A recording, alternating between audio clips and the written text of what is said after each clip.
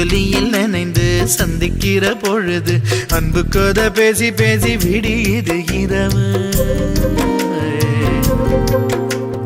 ஏழு கடல் தாண்டித்தான் ஏழு மலை தாண்டித்தான் என் கருத்து மச்சான் கிட்ட ஓடி வரும் மனசு.